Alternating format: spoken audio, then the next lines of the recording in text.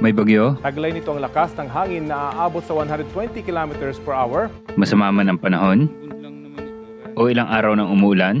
Sa farming, kailangan mong bumangon na maaga para puntahan ang mga alaga mo. Alamin ang mga kailangan nila Dito kahit na ulang, kailangan gawin ng trabaho sa farm. Bagyo lang yan eh. Kailangan kami ng alaga namin eh. at ibigay ito.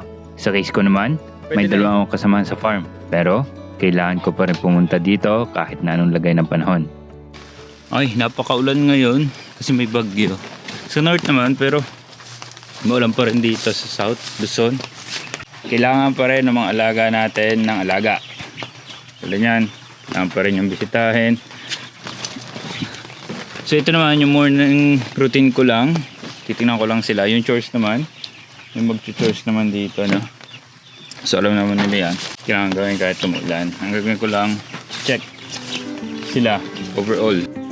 Nasanay na rin ako sa mga gawain dito sa farm. 3 years ko nang ginagawa ito eh. Umulan? Na. Mabagyo? Na. Kailangan mo pa rin puntahan ang iyong mga alaga. Kahit anumang panahon yan.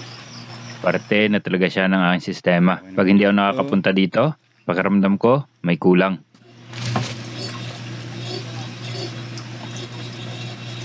Wala nang laman. Ang mahigop. Ganda. Kasi lagi ko sinasabi kay Jampol at Jayman, yung mga alaga natin, hindi yan kukuha ng sarili nila pagkain at inumin. Nakaasa yan sa atin. Ano? So, kung ano yung kailangan nila, magagawa lang nila kung ano yung nandun sa kanilang paddock at yung natural instinct nila. Pero yung service sa kanila, yung service, pag-alaga sa kanila, kailangan gawin kahit anong panahon.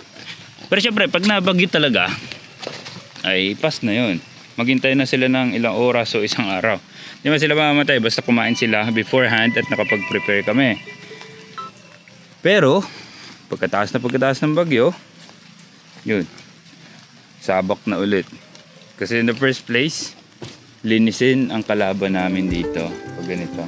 Makita sila na maayos na naalagaan at maayos ang kalagayan ay malaking relief sa akin bilang owner. At nagpapasalamat ako sa mga kasama ko dito sa farm para sa pag-aalaga sa kanila.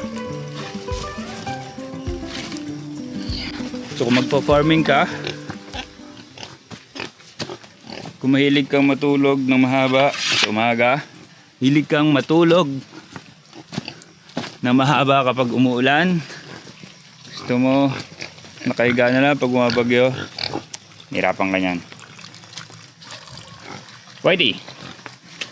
Ito, aling gawa ba yung buntis na? Ito may malapad dyan eh. Ito yan. Malapad yung kanyang tiyan. Mukhang buntis siya. Good job, Whitey.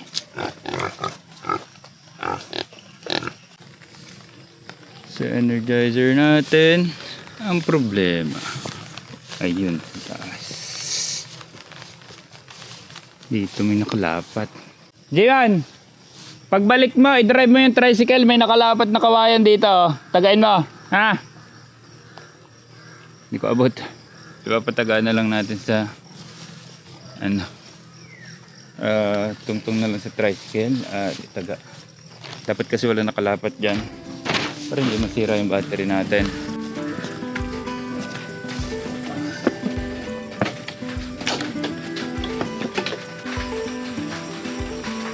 So may for repair dito. Gawa daw nito buntis. Mukhang grumpy na siya kasi siya buntis. Malapit na siya mga anak eh. Malapit na siya mga anak. Ano nga? Malapit ka na mga anak. Tinutulak-tulak na yung mga ano, patpat. Then dito siran butas. Tingnan ako. Tingnan. Wala pa rin siya. Yan. Nabutas yung patpat niya. Kailangan i-repair yan para may iwasan yung aksidente at mapilay sila. Balik. Sa ganitong panahon, mas kailangan nga nila ng alaga at bantay eh. Vulnerable kasi sila. Possible pa rin silang makakatch na sakit dahil sa panahon, kaya dapat alert. Ano, due date ka na, kaya ikaw ay galit. Ano? Yun, ang laki na ang ano niya. Due date na siya talaga. Lapit na malapit na. Yung tatlo na yung ating bisiro dito sa farm. Pwede na. So dito sa baka natin, pwede nang iangat to. Mga isang dipa papasok. Yun o, makikita yung nagja-jogging si John B dyan o. Pwede na ipasok yung fence. Isang dipa papasok. Para mas matest na kung nire-respeto niya yung ating fence. Sipag ng dalo. Kahit nabagyo, magluluto ng pastel ano? Wow! Kahit nabagyo, magluluto yan. Nakakaba na siya kasi basang-basa. Pero kailangan itest eh. Ah! Lakas! Lakas. Okay. Yung mga chikinarium naman natin, ang ating ichik. Yan, hinahalas na nila. Ano? Tuloy-tuloy ah. Dito kahit na ulan, kailangan gawin ng trabaho sa farm para laging busog ng manok. Kahit naulan ay hapit oh.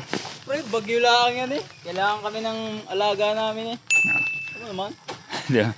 Yan, dapat alam natin yung concept na yan bago tayo mag-farming. Kasi pag hindi natin alam yan, kawawa yung ating mga alaga. Ay ko sinasabi, it's not about us, it's about our mga alaga. Kasi kahit nasa ilalim tayo ng bubong, mabubuhay tayo, makakatulog tayo, makakain tayo, pero mga alaga natin, pag naubos yung provision nila, wala na yan. Diba? So ambun lang naman ito, kaya nasa labas ang ating batch 25. Pag may problema, dapat gawin kaagad ng paraan. Kung may kailangang ibahin sa intakes nila at may kailangan ba ng special care. 25, good sila. Ang pinaka memorable ko na nangyari dito sa farm, the bagyo, is nung last year lang, as in nalipad yung aking mga dami bumagsak na nyog. Nag-prepare kami pero hindi pa rin kinaya, dahil bumagsak na nyog kasi sobrang lakas ng hangin, baha yung ilog. Hindi agad ako nakapunta dito. Yung grower house ko nalipad. Yung brooder house ko nagiba. Ang dami. Pero ginawa natin ng paraan, bumangon tayo. Ganun talaga eh. Kailangan.